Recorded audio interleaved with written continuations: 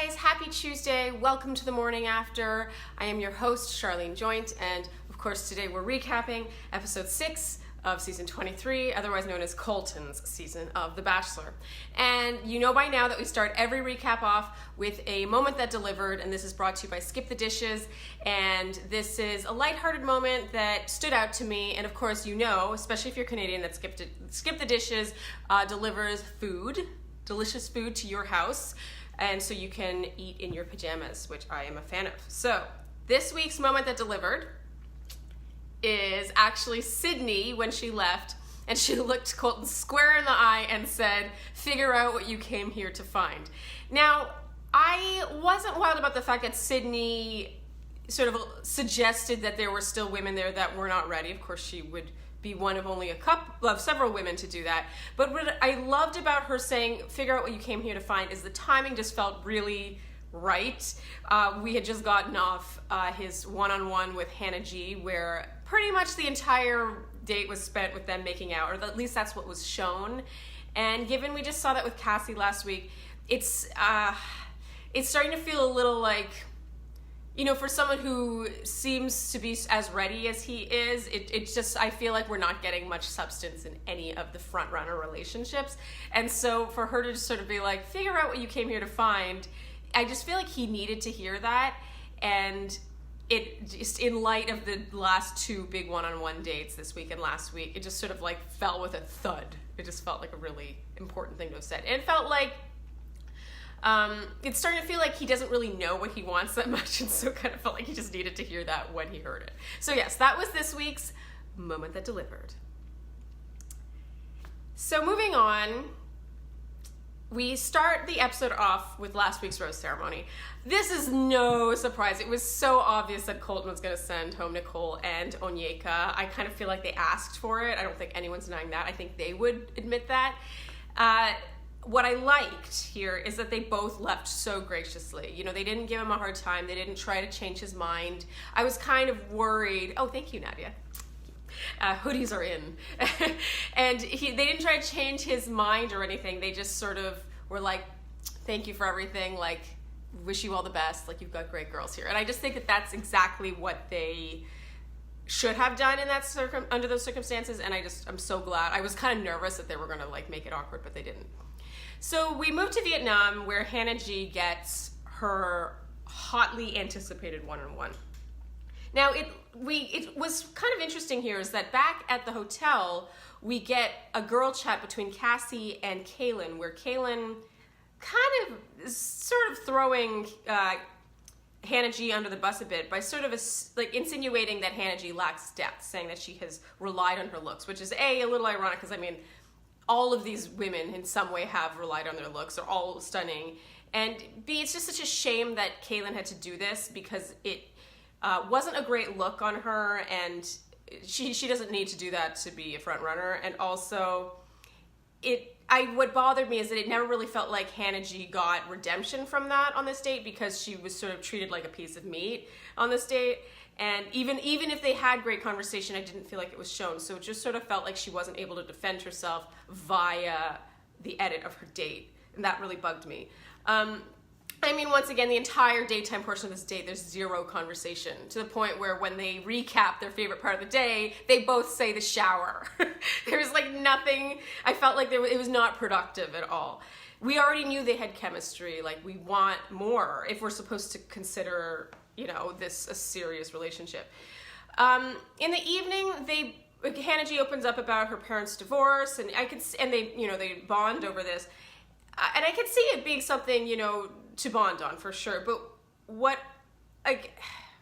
of course I realize that Hannah G is prompted, you know, you're supposed to open up about a topic, and the producers say, "What do you want to talk to Colton about tonight?" And I understand that happens. But overall, this felt like very like, now we'll talk about this. Like, it just didn't feel like a conversation that came up naturally.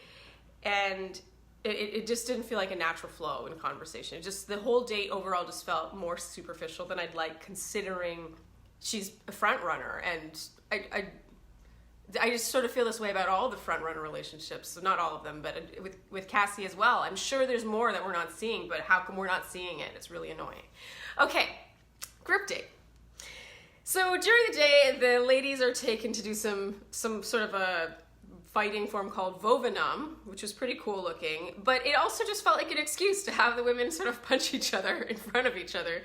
It sort of felt like they were learning all these formal moves, but then when it came down to it, they were just sort of like attacking each other. And then in the evening, this evening kind of felt like a slog. There were a lot of conversations shown, but once again, it just didn't feel that productive. The one that stood out the most to me was Katie. And I felt bad for her because Katie pretty much said, she's like, my greatest fear in all this is being misunderstood. Now, I can relate to this big time. Like, whenever I interact with people, the worst feeling is feeling misunderstood. Like, you said something, it was, and it rubbed people the wrong way, or that's not how you meant it. And so I can relate to her also not showing the highs and lows emotionally. And she even talked about seeming monotone. Like, I can totally relate to that as well. But so that's why the fact that he ended up sending her home after this with no explanation, this was pretty much the last conversation they had. It just really didn't seem right in her overall arc, considering Katie started really strong. She had a ton of airtime early in the season. She had one of the very few kisses on night one. It just sort of felt like, what happened here? Why didn't we get more pieces to this puzzle? And especially since the end of this conversation was a hug. This really stood out to me, because usually it's like, oh, I'm feeling this and this, I'm feeling XYZ, I want you to know I'm in it, and then it's like, make out. That's routine now. But with her, it was a hug, and it just felt right, and it felt more intimate in a way, because, the times that I am upset and I'm getting comforted by my husband, it's not like that turns into a makeout session. It's a hug moment. And so it just sort of felt like Colton was on the same page as her, and then it ended with a hug, and then he sent her home, and it just didn't feel right or fair, and like, it just felt like we were missing something. Obviously, the other big thing that happened in this group date is Sydney confronts Colton, and she pretty much is like, what's going on? Do you see anything with me? Can you see anything with me? And I talk about this in my Flair recap, so I will save my breath, but he does get a bit defensive here and says, everyone expects me to have everything figured out. I don't. All he has to do here is be honest. If you don't see it with her, just let her go. It's so simple. She's asking him point blank, and it really bugged me that he couldn't just do that and make her decision easier for her. But read my Flair recap.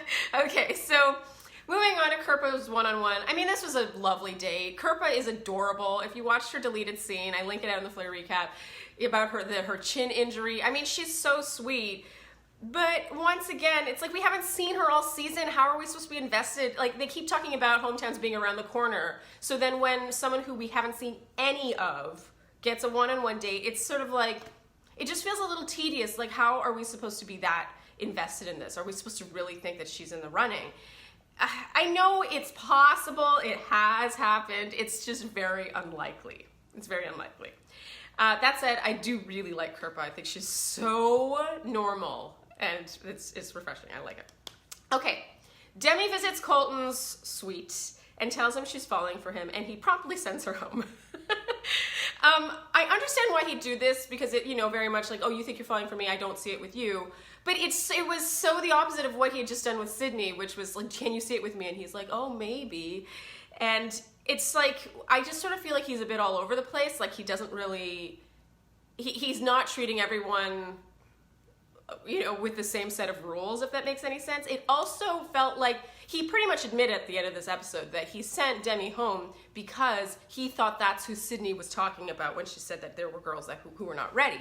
And so it just sort of feels like he's kind of flailing, and he's putting way too much stock in what all the women are saying about each other.